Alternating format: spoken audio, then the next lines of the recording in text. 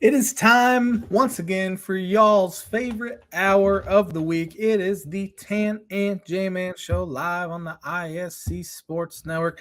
I'm the J Man. Sitting next to me is the Tan Man Tanner. How you doing tonight there, T-Dog? Pretty good, Jay, man. Pretty good. It's we are in the middle of October. Hard to believe. 2023 is winding down. I was just looking at college football. I'm like, there's only 5 games left. Yeah. Where yeah, did that we, go? we are over the halfway point now. Yeah. Or I guess we have been over the last week would have been over the halfway point for most teams. So I think we can definitely start getting that conversation of pretenders and contenders. Absolutely. Because if we don't know them by now, we're gonna get fooled, I guess. Yeah. So, but no, doing good, doing good. You're not a soup guy, are you? I hate soup. You're not a soup guy. Yeah. Well, you're missing out, man. It's soup season's definitely here. It is. It's here year round for me, but it is definitely here, especially at the place that you're gonna be doing an ad read here in a little bit for. Flavored water, not my thing. Flavored water. Never heard it described as that, but all right. Each their own. Yeah. To each their own. But I brought some birdie or bogey trivia with me tonight, like we always do, one of us. You are 4 strokes up now since I am awful, and I missed the question last week. Pretty straightforward question for you. In the history of the NFL, who has thrown the most 3 interception games? Oh, that's a good question. 3 or more, I should say, but at least 3. Yeah.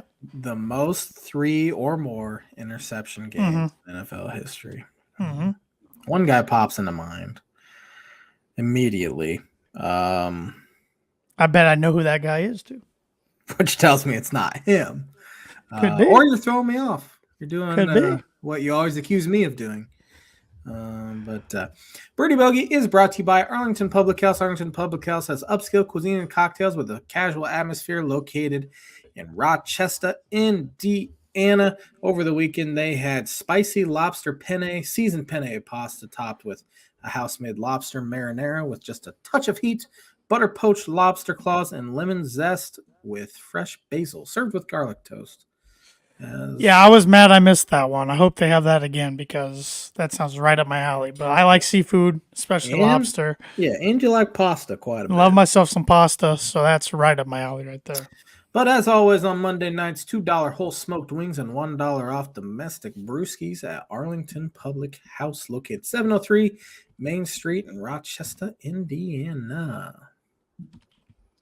Yes, sir. Yes, sir. Well, baseball is still going on. We know the conference championship series now. It's definitely not what I predicted. Yeah. Diamondbacks destroyed the LA Dodgers. And you start looking at the Dodgers, maybe it's time to do a little bit of a shakeup there. They've had this unbelievable run of success the past 10 years or so. One World Series, and that World Series happened during the 60-game COVID year. So there's no guarantee they would have won it in a normal season. But they're done. Braves, after having the greatest offense ever, goes completely quiet against the Philadelphia Phillies, and I have not heard them stop whining about the playoff format. This long layoff is the reason why they lost, all of that. Well, you look at it back previously, before they did the 7-team playoffs, the division winners would have to wait 5 days anyway, for the most part. You look at it, but I always bring it back to 2016 with the Cubs. Cubs played Sunday. Then they had to wait until Friday night at like 9 o'clock Eastern time for their first playoff game against the Giants, and they ended up winning that game. So it's just an excuse as to why they didn't get it done. But the Phillies are absolutely on fire, as are the Texas Rangers, who are currently up on the Houston Astros. 1-0, and they're up tonight already 5-2 in the 6th inning last time I checked, right before the show. So they have a chance to steal the first 2 there in Houston, which would be huge. The Astros have been to 7 straight championship series, league championship series, which that actually brings me to my word association here already, knocking it out early. The last time the Astros were not in the league championship series was 2016. So I took 3 players from each of the 4 teams that were in it in 2016. And just first thought that pops into your mind, starting with the Cubs with Ben Zobrist. MVP or the team MVP, I would say, around that World Series championship team. Without him, they don't get it done. That's when I think of Ben Zobrist. I'm going to think of him as a Cub. He played for other teams longer, but I don't think he was more vital to any team than that Cubs team. Yeah, obviously, he won the World Series MVP. Played everywhere. He played every single position with the Cubs except catcher, I believe. And in fact, his final career game, he struck out Yadier Molina on. I was going to say he pitched a game. David Ross. Jury's still out for him as far as the manager is concerned, but another big part of that World Series team. He just kind of fit in perfectly with that roster. Big year for him next year, I would say, as the manager of the Cubs. Yeah, he is on the hottest of seats, I would say, heading into next year. Christopher Bryant. Kind of what could have been if he stayed healthy. I mean, still in the league, playing for the Colorado Rockies, but he just gets hurt so much year in, year out, and just hadn't been the same ever since he got hit in the face with the ball. His best 3 years of his career were his first 3 years of his career. Yeah. And I'll even take it further than that. I mean, he kind of recovered from getting hit in the face. He had a pretty good year that year, but he slid head first into first base, messed up his shoulder, and I don't think he's been the same definitely since then. I'm sure psychologically getting hit in the face. Sure. But for whatever reason, he has to not be banged up at all. Can't have a bump or bruise on him, or that swing's just not going to work. I've never seen a player like that. He's cashing in the checks, though, now, so good for him. He got paid. The LA Dodgers, Adrian Gonzalez. Oh, man. I haven't thought about him for a while, but pretty solid player wherever he was. I think of him as a Red Sox right away. Really? Yeah, I do, just because, I don't know, I guess being a Yankee fan. But, no, he's pretty solid everywhere he went. Yeah. He was with the Padres and Dodgers the longest. I think of him more as a Padre because he was a Cub killer. He just opposite field home run. There was a series that felt like he had 10 homers against the Cubs back in like 2009, 2010, something like that. Clayton Kershaw. Oh, one of the best pitchers of all time till it gets into the postseason. Yeah, we talked about it last week. I don't know. It's just it's got to be all between the ears, but hey, that's a big part of sports. Yeah, so absolutely. Corey Seager. Another solid piece of those Dodger teams. And it's interesting when we talk about the Dodgers. Yes, they've had a great run, but yet only one World Series out of all that. So, yeah, Seager, if it were not for Shohei Ohtani, which I think Seager has a chance to actually win the MVP in the American League. If it were not for Shohei Ohtani, I think Seager would be the unanimous MVP there in the American League this year. Moving on to the, at the time, Cleveland Indians, now the Cleveland Guardians, Francisco Lindor. Yeah, fun name to say. Another guy that's been solid at different places. But, man, this is going to be tricky because I don't even know if I can name you 3 Indians from 2016. So it was tough. I chose 3 guys I thought you would be able to name. The second guy here, Corey Kluber. Oh, yeah, Kluber was dominant at his position for a pitcher. Where's he at now? He had a horrendous year with the Red Sox, and I bet he's probably done. He's probably 35, 36 now. Yeah, I know he bounced around a little bit, so I wasn't sure where he was now. But, yeah, he was at the time, he was arguably the best in the game. Last one here, Andrew Miller. He was a good Yankee for a while. Very good. Middle reliever, and then setup man, I should say. And then, became an Indian, was good there. And is he still in the league? I don't think so. He was with the Cardinals last I knew, but I don't think he was there. He had about a 4-year stretch there. He was really, really good. Yeah, dominant. I could have put Rajai Davis but I just would have said the home run. So too painful. Toronto Blue Jays here. You will know all 3 of these guys. Russell Martin, Yankee. He was Indian, I think, at one time. He was a Pirate. Blue Jay, of course. He played forever. But sneaky powerful once in a while. Yeah.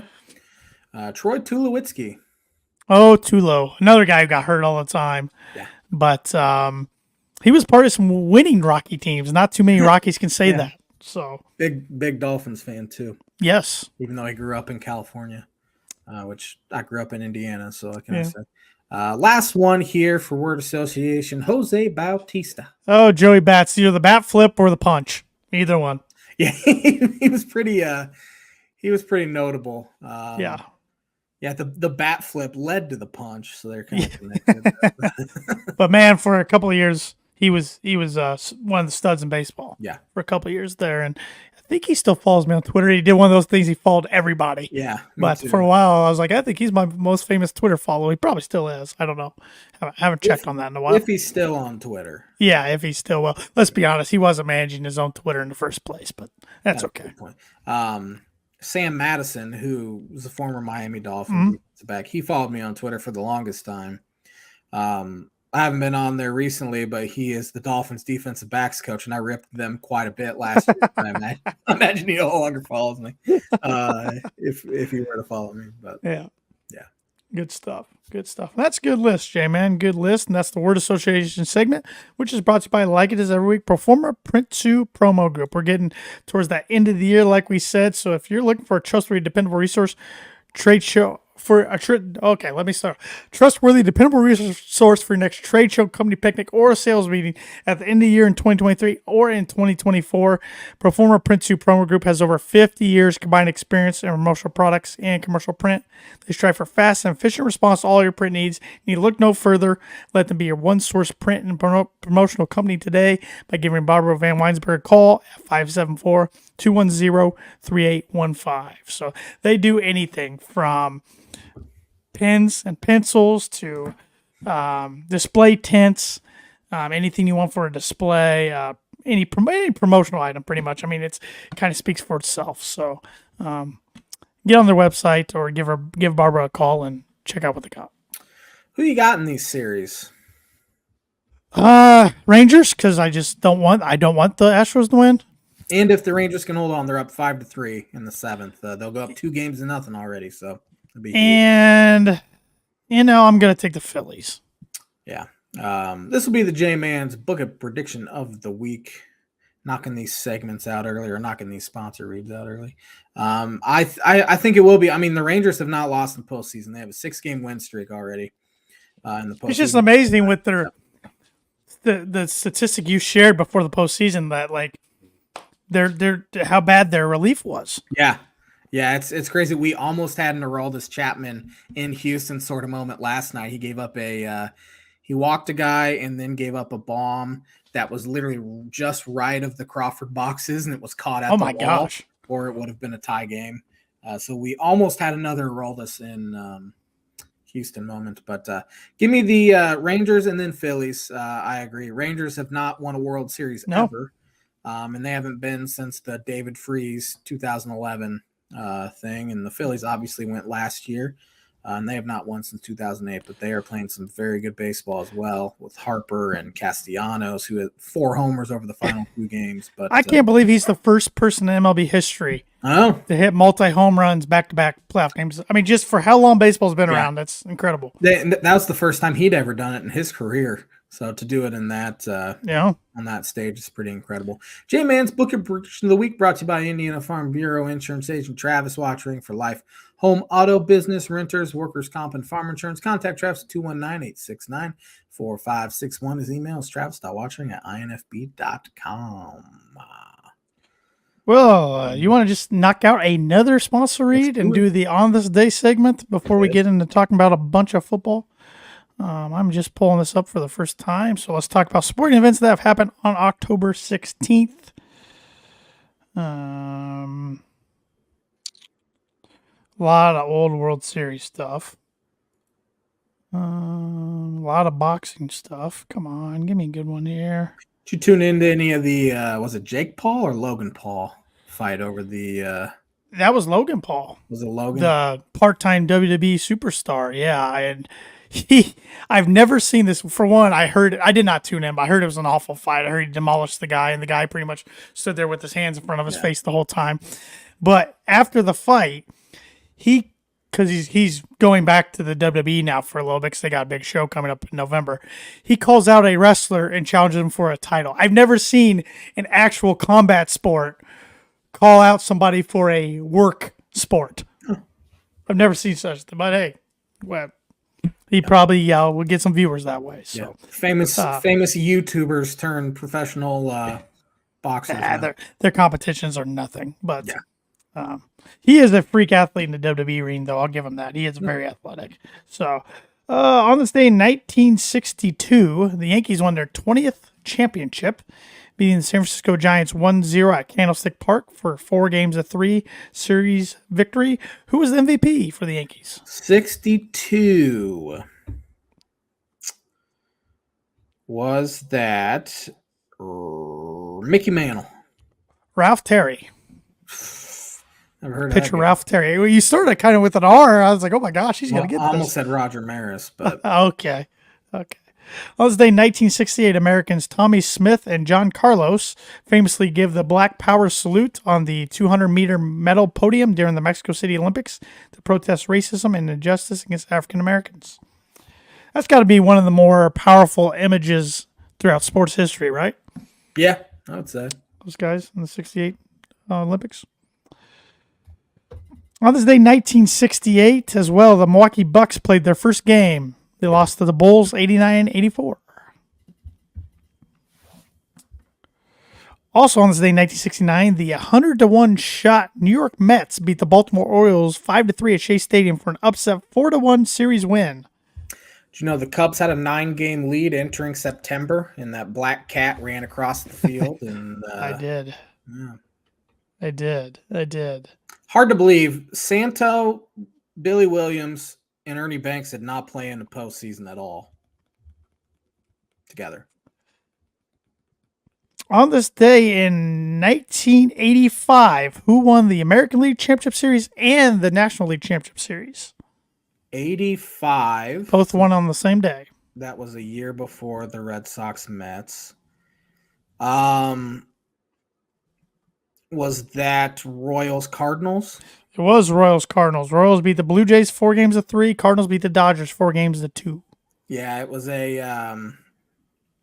that World Series ended up being one of the more infamous blown calls there at first base that I believe it helped the Royals out because Royals won that series, I think. Yeah, Mike Tyson in the news actually for something really not negative. He won a fight in 1987. You sure it wasn't against his girlfriend or something? Yeah, I actually am, but it's so long I'm not going to read it. But on this day, 1988, Orel Hershiser became the first to pitch a shutout in the playoffs and World Series. Yeah, he was a bulldog. I had his autograph somewhere years ago. I saw him at a Tampa Bay, at that time, Devil Rays Rangers spring training game. He was in the front office for one of those teams. I think the Rangers. And my dad who knew he was, I didn't. I was like in 5th grade. So I got his autograph. I got his autograph and Toby Hall. Remember him? The catcher for the Devil Rays? I remember going to a Devil Rays game back in Tropicana Field there in about 2006, and Toby Hall hit a homer. I remember. Probably one of his 50 career home runs. It was Tampa Bay Rays, Devil Rays versus the Kansas City Royals. It was buy a ticket, get one free. I've never seen a sporting event ever advertise that. There four of us got in for, I think, $28. Miami, Florida did a few weeks ago. Yeah, no one shows up to the U. They did a buy one, get one free. They were a ranked football team. They need to build their own stadium is what they need to do. That's crazy. That's embarrassing. Yeah. My Canes. On this day in 2000, who won the National League Championship? New York Mets. Mets beat the Cardinals 4-1. Couldn't have told you they beat. On this day in 2003, who won the American League Championship? New York Yankees. Yankees beat the Red Sox 4-3. On this day in 2005, who won the American League Championship? Chicago White Sox. White Sox beat the Angels 4-1. A few more here. On this day in 2011, who won the National League? St. Louis Cardinals. Cardinals beat the Brewers 4-2. I could not have told you the Brewers were there. That was my hell. On this day in 2014, who won the National League Championship? That'd be the Giants, even year. Giants over the Cardinals 4-1. Here's an impressive one. On this day in 2016, Ed Whitlock, 85, became the oldest person to compete a marathon under 4 hours. at the Toronto Waterfront Marathon. He completed it in 3 hours and 56 minutes. The Chicago Marathon was last weekend, like October 8th, and I would probably just be finishing up right about now. Yeah, there's no I couldn't even I couldn't run anything now. Nothing. I couldn't even walk it. 26 miles, you kidding me? You could. This might take you a little while. Yeah, as I'm saying, it'd take me a week. That is the On This Day segment brought to you by Mooney Woodcrafts. Mooney Woodcrafts is a veteran owned and operated. I cannot talk or read tonight. Mooney Woodcrafts is a veteran owned and operated woodcraft shop based out of Texas with Indiana grassroots. They provide 100% hand-cut custom designs to fit your needs, and their pieces are a great addition to any home, office, or man cave. You can see some of their recently completed projects by visiting them on Instagram or Facebook at Mooney Woodcrafts is their handle on those. And if you let them know the Tan and J-Man Show sent you, you get 15% off your order. So, like I said last week, it's not too early to start thinking about Christmas. Christmas is almost just 2 months away. So it'd make that perfect present for the sports fan in your family. So get those signed orders in. What football you want to talk? Let's talk NFL this week first. Right. I feel like we always do college first. Let's do National Football League first this week. 3 winners, 3 losers. I think I start with the winners. Yes, you start with you the do. losers. Yep. My first winner, the New York Jets. Jets, Jets, man. The undefeateds are done already in week 6, which is that crazy. didn't take long. That was one of the more unlikely upsets I can remember, and it was mainly helped. I mean, Robert Saleh is a heck of a defensive coach, and his defenses are good. But that was especially bad performance by Jalen Hurts yesterday. Yeah, it wasn't his best. 3 interceptions. They were -4 on the turnovers as a team. All they really had to do, I mean, if they get a first down, they win. If it's an incompletion, you think Zach Wilson's going to get them in field goal range? Probably not. So all you had to do was not throw an interception. You threw it to a Illini. Tony Adams ran it back to about the 8 or so. Heck of a win. Aaron Rodgers is starting to throw already. I'm very skeptical he'll be back by the end of the year. Yeah. But who knows? I wouldn't push it if I were him. You try to do that and you come back too early, you blow it out, you're done for your career. Especially at 39 years old, 40 years old, whatever he is too. But I got to give them props. They're 3-3. They're hanging tough. They take on the identity of their coach. They're not winning by their offense, but they're winning by their tough-nosed defense. They do have a good running game. Mm-hmm. And as long as Wilson doesn't go out there and hurt them, they have a chance. Yeah. Defense will keep them. I mean, you look at the quarterbacks they've shut down. They've shut down Mahomes for the most part, shut down Josh Allen, now Jalen Hurts. Yeah. Yeah, I was gonna say Russell Wilson doesn't deserve to be in that conversation. So I was glad you wasn't gonna put him in there. I was glad you didn't mention him. Yeah. One of my winners, Cleveland Browns. Yep. They beat what, in my opinion, still, I know they had some injuries yesterday. In my opinion, still is the best team in football, San Francisco 49ers. I mean, it was thanks to a missed kick by Mooney of the. You know who doesn't miss that kick? Robbie Gould. He doesn't. Who's sitting on the couch? Yeah, kid is a rookie. It was his first career miss in the NFL. I bet he makes it next time. He missed a field goal earlier in that game. Oh, he did? Oh, I did not know that. It was a 55-yarder. Okay. But he was nails up Michigan, high draft pick. Yeah. I think he'll still be pretty good. But, banged. They got banged up Chris McCaffrey, who's I think right now would be the MVP of the league. Nah. All right.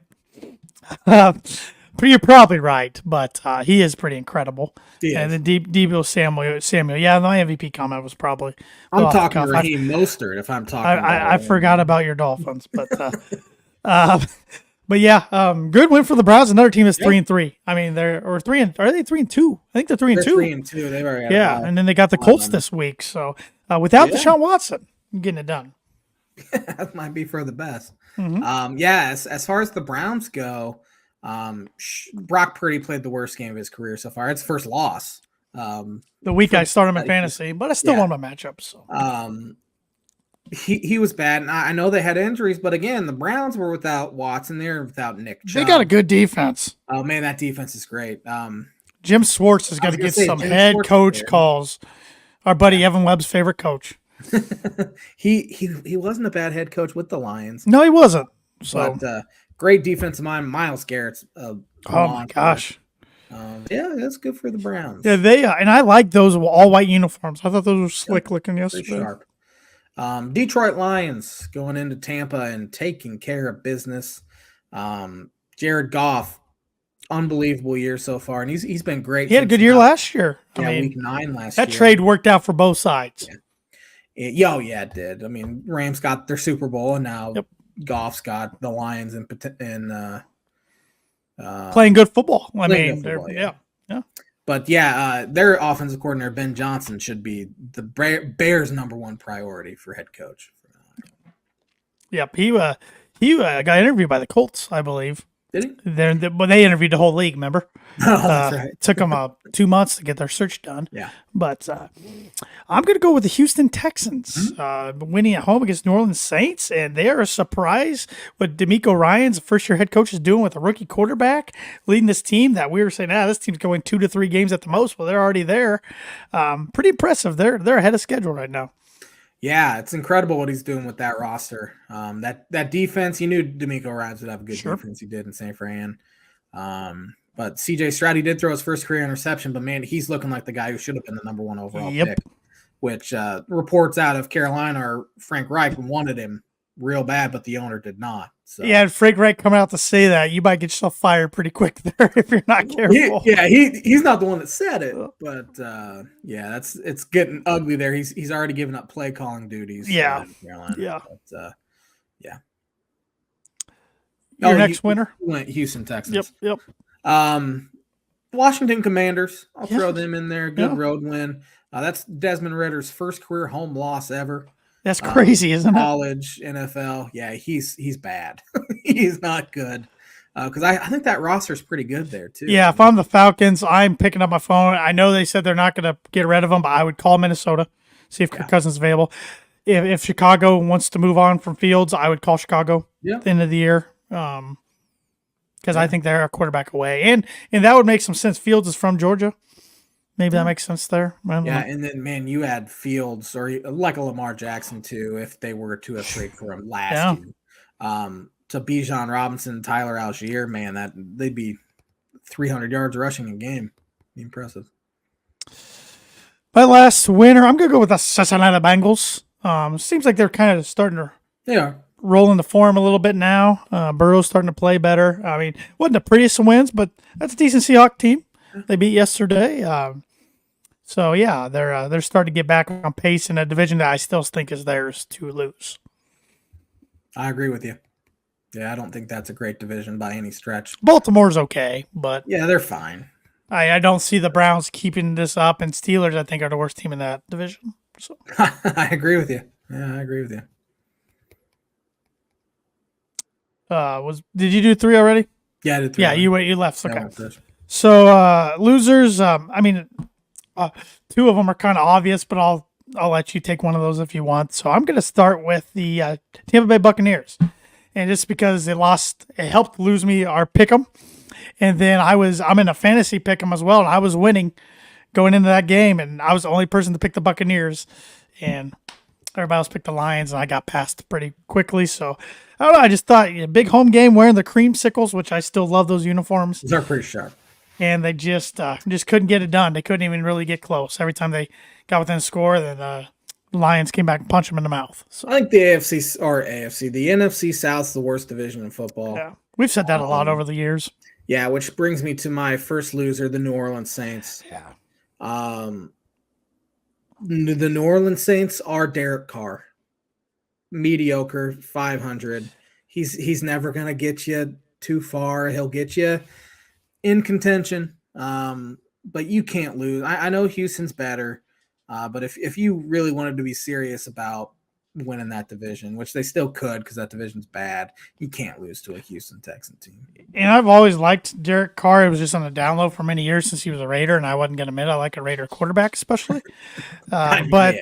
But I really keep waiting for him to take the Saints, just take control, win them games. And you're right, it's just not happening. It's just not happening. He's 32 years old. He is who he is. I don't think, I don't think Jameis is going to make it happen either. So, yep. Another one of my losers, the New England Patriots. I think they are the worst team in the NFL. Really? I just don't think they're good. Oh, Panthers, yeah, okay, maybe the Panthers, since they are the only winless team. But Patriots, quarterback play is not good. That defense isn't very good anymore. I would not be shocked if this is Bills last year. Yeah, Teddy Bruschi even kind of said it. I think he said it today that he thinks he's probably done. Who knows? He might even hang it up mid-season. I mean, they got Gerard Mayo. That's probably he could be their next coach. Yeah. Yeah, their offense is putrid. Mac Jones taking a safety instead of just throwing it up for grabs at the end when they were losing. Just launch it. If it gets picked off, who cares? You lose anyway. And it might get a defense pass interference. You might get that. Guy might go. I mean, Devontae Parker's a pretty good jump ball guy. He had a bad drop on that final He did. play. That was a good ball by Mac. Yeah. We'll give him that. One of the few. But yeah, they're one of the worst teams in the NFL. I agree. You hate to see it. You just hate to see it. Tennessee Titans. They are worst case scenario. They're bad and they're also boring. Because there's some teams that are bad, but they're entertaining. Titans are terrible. They don't score touchdowns. They have a quarterback issue there. Tannehill's not. He's banged up now. And he's banged up. Malik Willis looked terrible. Give Will Levis a shot. Might as well lose at this point. Sitting there at I think they're 2-4, right? Sounds right. 2-4, 2 games behind Jacksonville. They're still a decent defensive team. Derrick Henry's not what he once was, which there's a lot of miles on him. But yeah, Tannehill's done, in my opinion. Yeah, it's they might as well see. I mean, they got 2 young guys behind them. Might as well see what one of them can do. Yeah, at least. My last loser, I will take one of the big 2, and I will take. I'll take the Eagles instead of the other one, just because I think that was the more shocking upset of the 2. And like you said, Jalen Hurts, guy that can do no wrong for so long, it seems like by the media, didn't have his best game yesterday, and they probably should have won that thing, but. They get a bounce back opportunity against a really good Dolphin team at home in Sunday Night Football this week. So we'll see what happens. I absolutely hate that they're coming in off a loss. I was hoping they won. Of course, I was hoping they beat the Jets, but I don't want them coming in off a loss. That's not fun. My last loser was going to be the undefeated teams. So I'll just take the Niners. Yeah. Purdy looked bad. I know the conditions weren't great and he didn't have guys to throw the ball to, but he was bad. But at the same time, he put them in a position to go down there and win the football game too. After all of that, but they couldn't get it done. It sounded like Bosa might have got the Browns fired up in pregame warm-ups by saying some stuff he shouldn't have been saying. Yeah, when I saw that kind of brawl, I'm like, why would you do that against the top team in football? It's just going to fire him up, and then and then Trent Williams comes in, and everyone clears out because everyone's scared of Trent Williams. Oh yeah, he got banged up yesterday. Yeah, I don't know the severity of his injury, but that did not look good. He is a first ballot Hall of Famer. Oh, he is. He's ridiculous. He's so valuable to any team. I mean, he is a game changer, and that's about the only offensive lineman you can say about that around the league. Yeah. His pulling ability is stupid. Yeah. So the Niners are my last loser. Yep. This I thought was the most interesting pick'em week yet. Yeah. This was hard to put points on, in my opinion. It was really difficult. I had no idea what to do as far as points for sure this week. Like I knew my because there's only 13 points this week. I knew my 13-pointer right away. After that, I was like, I don't feel confident on putting 12 on any of these games. Yeah. I did beat you this past week. Thanks to the Detroit Lions going into Tampa Bay. That was literally the difference. Yep. We both have 1-pointers tonight. You took Dallas for 1. I took the Chargers for 1. So hope it's a good game. But I think we're about even for the season, aren't we? Yeah. 3-3, something like that. Yep. Thursday night, a decent one here. Jacksonville Jaguars at the New Orleans Saints. Yeah, we'll see if Trevor Lawrence can go. He's got a knee sprain. If not, C.J. Beathard is the backup for Jacksonville. I picked the Jaguars hoping that Lawrence can go, and I picked the Jags for 6. Yeah, I picked the Jags for 7. I think they're quite a bit better, and they're quietly turned into one of the best teams in the AFC. My AFC champs. Yeah, they're turning it on in a bad division, but yes. I mean, you got to play who you. I can't believe the Colts haven't won in Jacksonville since 2013, 2014, something like that. Have they even beat Jacksonville since then? Yeah, they have. Not down there. Two like third string or backup quarterbacks here in the Vegas Raiders and the Chicago Bears. Yes, this is going to be ugly. I was surprised when Ian Rappaport said if Jimmy Garoppolo can't go, which it looks like he probably won't, that Aiden O'Connell would get started They were because pretty good Aiden was yesterday. the emergency quarterback yesterday. So I guess Warriors is their official backup all the time. I don't know. But the Bears, Justin Fields, hurt thumb, doubtful probably this week. So I forget the undrafted rookie's name. Tyson Badgett. Yeah, from Shepherd College or something like that. Give me the Raiders for 7. I have the Raiders for 8, so we're pretty close so far. Even with O'Connell or with Brian Hoyer, I think. Yeah. Shouldn't have any issue with them. The Bears are bad and they're boring. Yeah. Kind of like the Titans. They are significantly more interesting when Fields is in there, but if he's not in there, they are definitely bad and boring. Yes. Cleveland Browns at the Indianapolis Colts. This is a toss-up game, I think. I think Colts will be favored a little bit because they're the home team, but they did not look good against Jacksonville yesterday. Gardner Minshew did not look good. Anthony Richardson might be out for the season, it sounds like. I like what the Browns did yesterday. I think that momentum carries over. I'm thinking the Browns for 1. Is Deshaun Watson playing? I have not heard of anything about him. I have the Browns for 4. Could absolutely see the Colts winning this one, though. It is pretty much a coin flip. Yeah. Buffalo Bills at the New England Patriots. This is my 13-pointer. I'm taking the Bills for 13, even though they didn't look so hot last night. But I looked atrocious last night, and honestly, they should have lost that game. Well, the Giants can't score a touchdown. They're the Iowa Hawkeyes of the NFL. Tyrod Taylor switching the play to a run play when they were out of timeouts at the end of the first half, and then Brian Daboll just screaming bloody murder at him, and then they were hurt by a non-hold call in the end zone with 0 seconds left. But the Bills are quite a bit better than the New England Patriots. Give me the Bills for 13 as well. I got an interesting stat here. You were talking about how the Giants can't score touchdowns. So Nate Tice on Twitter said, if you feel like NFL offenses are having issues in the red zone so far in 2023, you're not wrong. Offenses are currently scoring touchdowns on 53.3% of their red zone opportunities, which is the lowest rate through 6 weeks since 2011. Then in parentheses, he put, however, the Dolphins' current red zone touchdown rate of 80.8% would be the highest by a team since 2000. So I had to throw the Dolphins. Nobody's figured out the Dolphins' red zone packages, but they're figuring out everybody else's, it sounds like. The Giants have scored 6 touchdowns this year. Yep. Which the Giants as a team would be tied for 3rd on the Dolphins team as a whole. Tyreek has 6, Devon Achane has 7, and Raheem Mostert with 11 touchdowns all year. Mostert, Purdue boy, I have to throw him in there, has more touchdowns than the Bengals, Saints, Falcons, Raiders, Bucks, Jets, Titans, Patriots, Browns, Steelers, and Giants. I hope he can stay healthy. Me too. That's always what I'm scared for him. Fast. I've really enjoyed him. Yeah, no, he works hard. He's a nice guy. I'm happy to see all the success he's having. Yeah. Washington Commanders at the New York Giants. Yeah, speaking of the Giants, I'm taking the Commanders for 8. Washington's one of those teams they can win and then they can lose. Down, up and down, up and down. I think that if Daniel Jones, which honestly, Tyrod Taylor is just as good, if not a little better than Daniel Jones.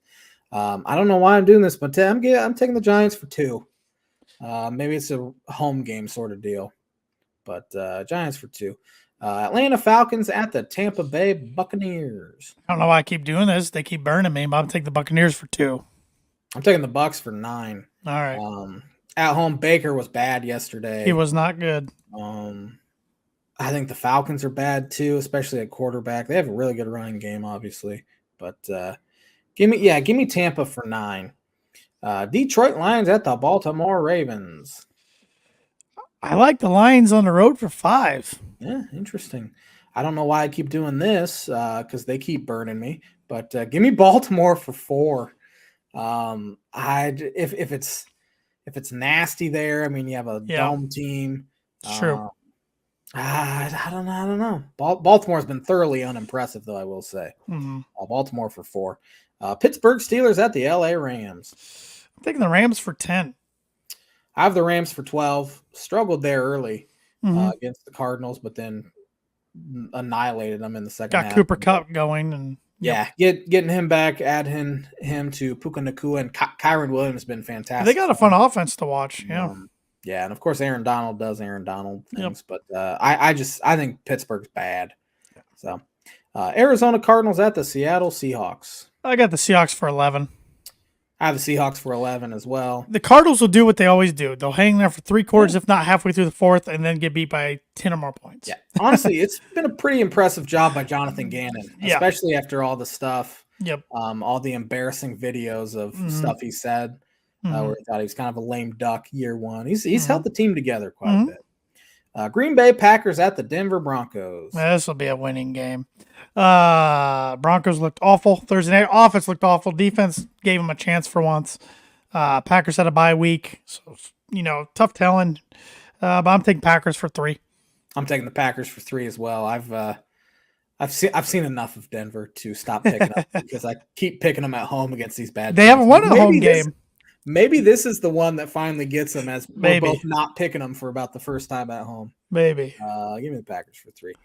The LA Chargers at the Kansas City Taylor Swifts. Taking the Chiefs for 12. I have the Chiefs for 10. Bronco defense played pretty well.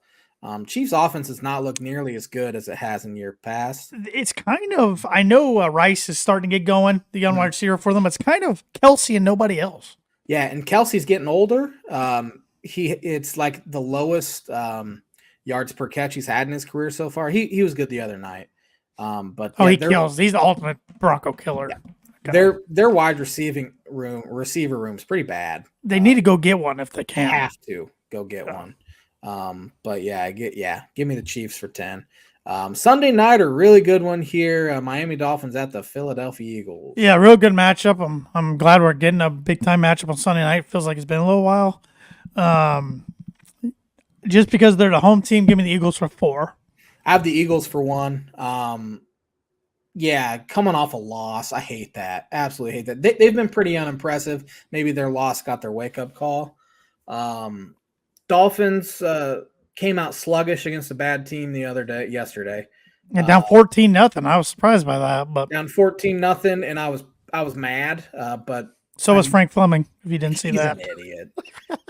I knew the game was probably not in doubt even when they were down 14. They ended up outscoring them 42-7 the rest of the way. Tyreek has over 800 yards receiving already. Mostert 11 touchdowns. Tua's been sacked, I think, just 5 or 6 times so far. Much different test. Raucous environment. One of the toughest places environment-wise in the NFL. That's why I'm taking the Eagles for 1. Hopefully a close matchup because the 5 teams the Dolphins have beat are a combined 5-22. And then they got obviously whooped by the Buffalo Bills, which Josh Allen's a good quarterback. He turns the ball over a lot against every other team, but the Miami Dolphins, he destroys them, which is frustrating. This is the first time Dolphins will be facing Jalen Hurts, I think, ever. So a lot of Alabama connections here. Devontae Smith and Jalen Waddle, Tua, Hurts. Should be a good matchup. Hope they don't get blown out. Low expectations for this one, but it's nice they're 5-1 heading in. Give them a little cushion.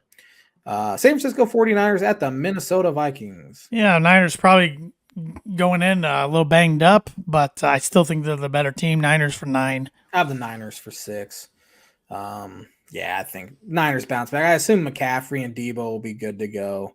They get an extra day to kind of recuperate, but bye weeks this week: Cincinnati Bengals, Dallas Cowboys, Titans, Jets, Panthers, Houston Texans.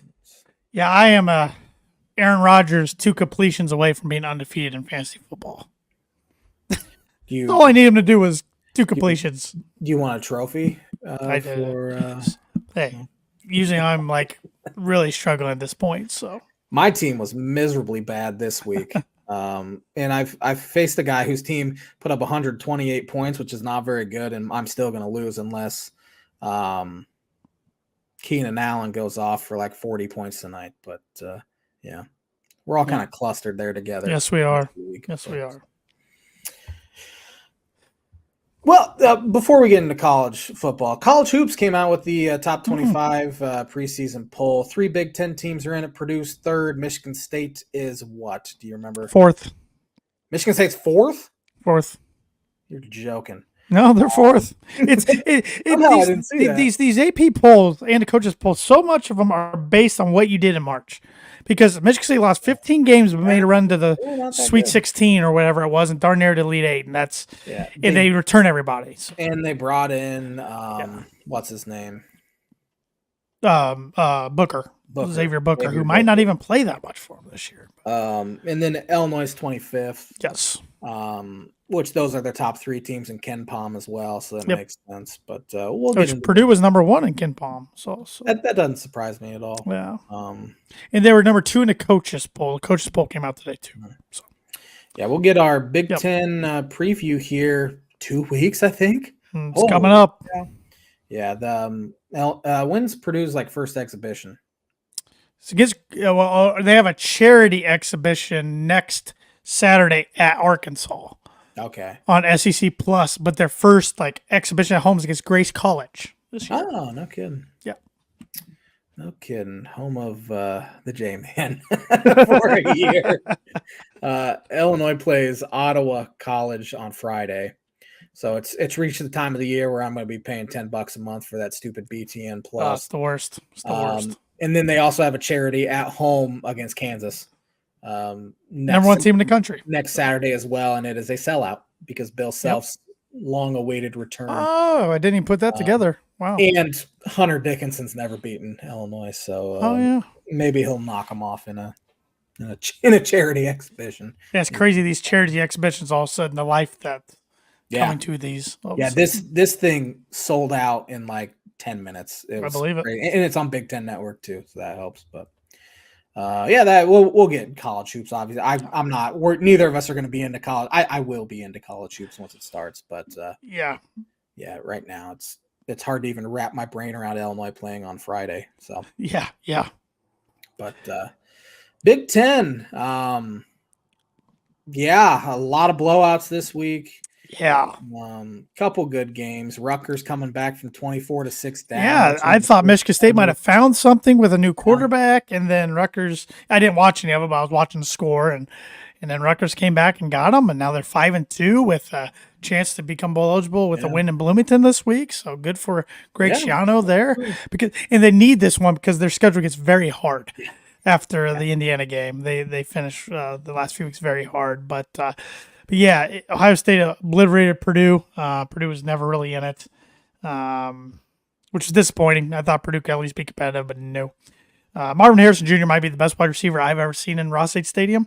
He didn't have an unbelievable day. I mean, he had two touchdowns and 100 yards, but just the way he runs routes and how he catches everything in his vicinity is pretty impressive. Much like his dad.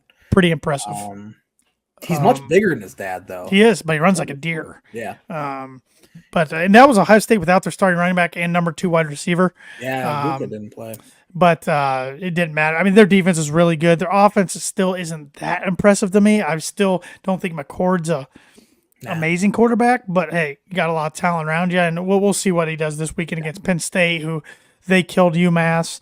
Iowa-Wisconsin was probably the best game.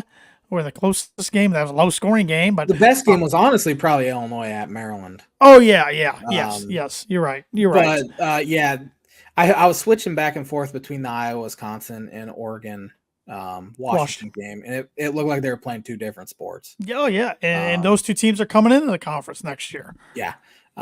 Wisconsin loses Tanner Mordecai. He broke his hand. Yeah. He might be out for the season. So I don't know if Iowa's going to lose another game. I was going to say, I think Iowa might have locked this stuff up with how bad. 18 points a game offensively, second worst in the Big Ten. But, man, that defense is ridiculous. It's nasty. They play such good complementary football. It will be interesting. Ferentz is not going to hit that 25-point. No. If they go 11-1. They're not firing him. You're going to have a hard time having him fired, although he probably should be fired. But could you imagine if they made the Big Ten championship, somehow beat Penn State, Michigan, or Ohio State, and made the playoff? They'd be in the playoff. Yeah, they'd be the worst playoff team by far.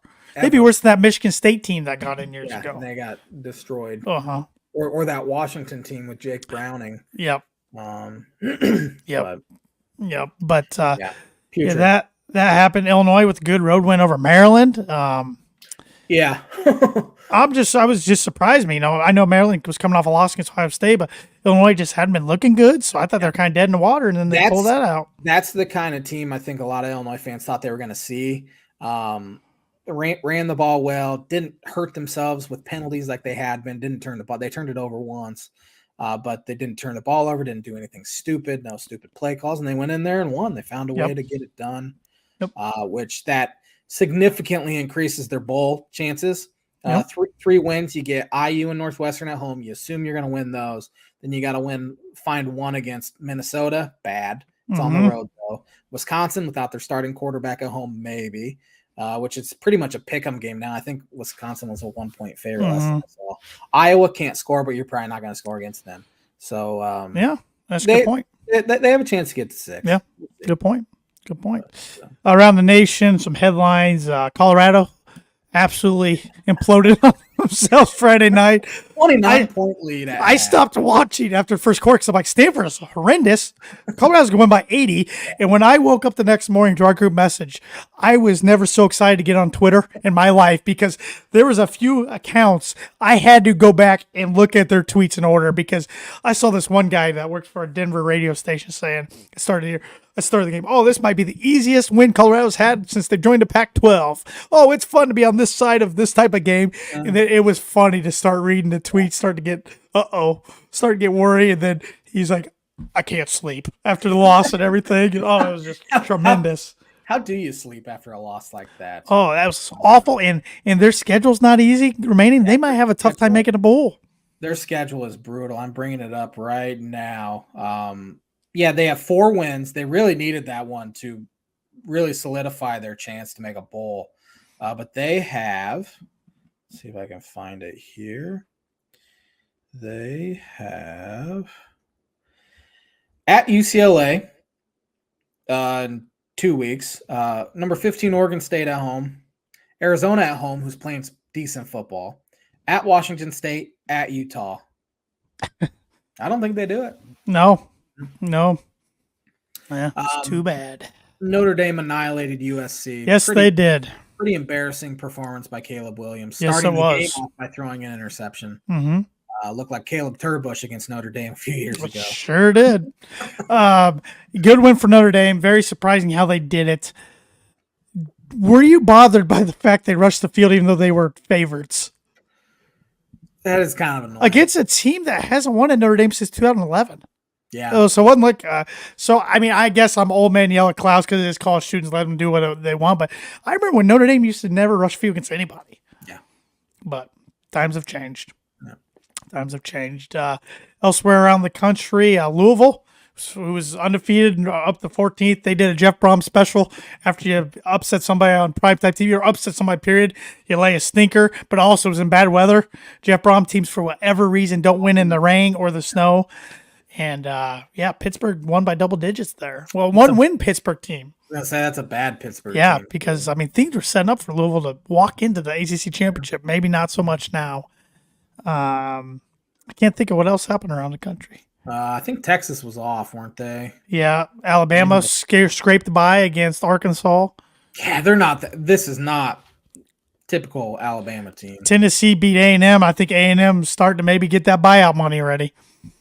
That's a lot. Which is Texas oil money, so it's nothing. They got such a rich boosters down there, but I don't know. North Carolina waxed Mike Haynes. Yep. I think that's about it. Yeah. We got her covered. Yep. You did beat me Big Ten Pick'em this past week. I picked Purdue correctly for the first time. It was the Wisconsin-Iowa game. Yeah, because we both had Maryland for 3, and then I had 2 on Wisconsin. You had 1 on Iowa. Yep. So, Yep. 1-1. Game of the week. That's where game day is. It's the big nooner on Fox. Penn State at Ohio State. Can't believe game day's going there because Big Ten games are on ESPN. And it's a noon game, but I am taking Penn State for 1. You got to keep that. I got to keep it going. I'm taking Ohio State for 2. I assume McBuko will be back. I don't know about their running back Travion. I think they'll both be back because he was quite. I was surprised. Well, of course, I was surprised when McBuko didn't make the trip because there was no even like reports about him all week. But Henderson was, I thought, gonna play until Saturday morning. So yeah. Rutgers at Indiana. Indiana has the worst scoring offense in the Big Ten, awful. 17 points a game. They need to get some buyout money ready there too. $20 million. Give me Rutgers for 3. I have Rutgers for 3 as well. Why would you give Tom Allen such a huge buyout? That makes no sense. They did it after 2020. They were legitimately scared he was going to leave for an SEC. Yes, they were. Which I think. Looking back, which at the time we were all like, why would they be worried about Tom Allen? Yeah. Now it ends up being we were right and they were wrong. Wisconsin at Illinois without Tanner Mordecai. I could see this game going either way, but I'm taking the Badgers for 2. I have Wisconsin for 1. Illinois was down to their very talented running back. I watched the majority of that game. They were without their top 2 running backs, McCray and Love. Caden Fagan, who's a 4-star true freshman, he's going to be one of Bielema's typical guys, 6'3", 250 pounds, big bruiser, had a good game. It should be a pretty good game. If Illinois wants to make a bowl, it feels like they kind of need this one. But Wisconsin for 1. Minnesota at Iowa. Florida Rosedale, I believe, is what they play for, the Pig Trophy. Give me the Hawkeyes for 4. I have Iowa for 4 as well. Northwestern at Nebraska. Nebraska coming off a bye. Give me the Cornhuskers for 5. I have Nebraska for 5 as well. Michigan at Michigan State. Yeah, play for the little Paul Bunyan Trophy or whatever. This game is the NBC primetime game just because of Michigan, not because of Michigan State. Give me Michigan for 6. I have Michigan for 6 as well. I think this week will rest on the winner of Penn State, Ohio State, to see who wins pick 'em. Yep, which is fair. It's the best game on the board. So, top 25 matchups. Pretty bad week for yes, top 25. Number 17, Tennessee at number 11, Alabama. Yeah, give me Alabama at home. They're going to be ticked off from last year. Yeah, give me Alabama at home. Man, this is a real bad week. It's a bad week. Number 16, Duke at number 4, Florida State. Give me Florida State. Duke looked good against NC State, but give me Florida State at home. Florida State's 14-point favorites, and I think they cover. Number 14, Utah at number 18, USC. Oh, I want to take Utah, but I think USC bounces back. Yeah, I agree. Give me USC. They are 7-point favorites. That's going to do it for top 25. It's a bad week. But, it gives me time to go over the birdie or bogey question once again. The history of the NFL, who has the most 3 interception games? Who has thrown the most 3 interception games, I should say? The only guy I can think of is Brett Favre, and that's the guy I'm going to choose. You were going with Brett Favre, huh?